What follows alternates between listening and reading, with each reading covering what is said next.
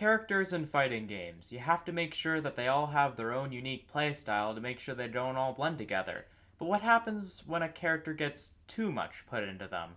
As we will soon find out in today's video, sometimes more is less.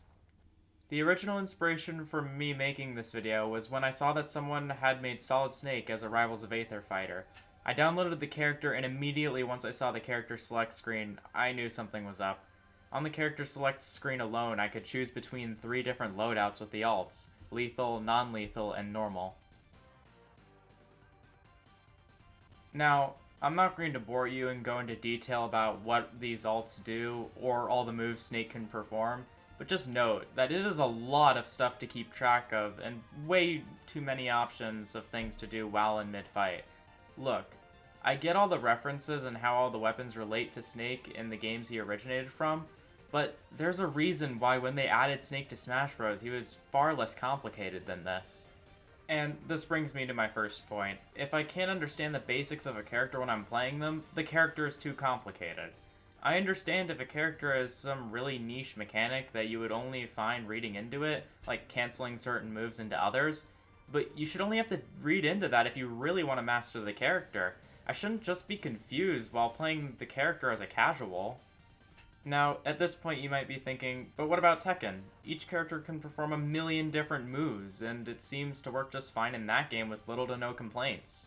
Well, this is because all the characters in that game are balanced around this. All the characters have this many moves, sort of making it a normality for the game. Think about this. What if they just suddenly added a character that had, let's say, about 10 attacks, similar to a character in Smash Bros? That character would be way too simple for Tekken. You couldn't be nearly as creative as you could with the other characters in terms of combos. The character would be an outcast. And this is how I feel about characters like Snake.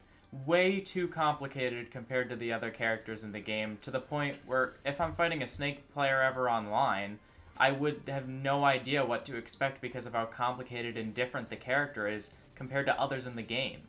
Not to mention all the random stuff they can just pull out without me knowing. Speaking of random stuff, let's talk about Hiro next.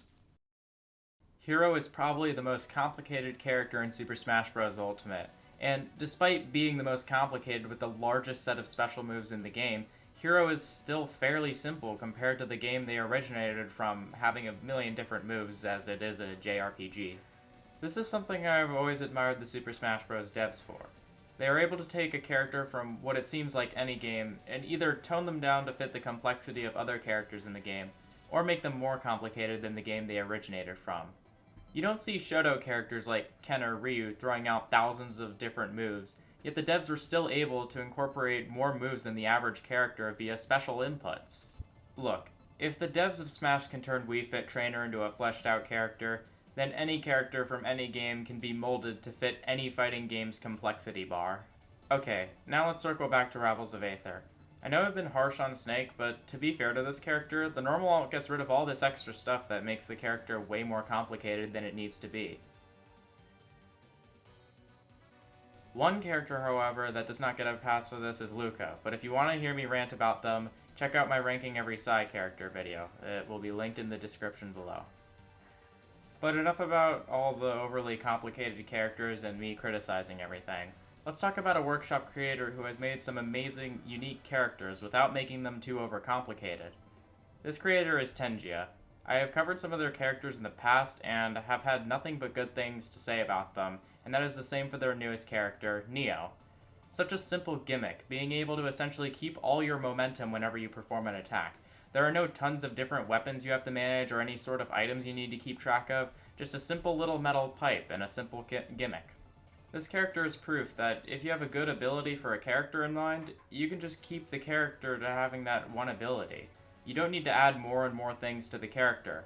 I know if you start working on a character, you might get more and more ideas that you want to incorporate into the character, but sometimes you just have to stick with the basics. Most of the time, the character will turn out better this way. So, in conclusion, when creating a character for a game, the creators of the character don't only have to take power balancing into account, they also have to make the character similar yet different to other characters at the same time. It's a hard scale to balance, but if the creator is able to do it, then the character will feel a lot more natural to play. Anyways, that's all for this week's video. Goodbye.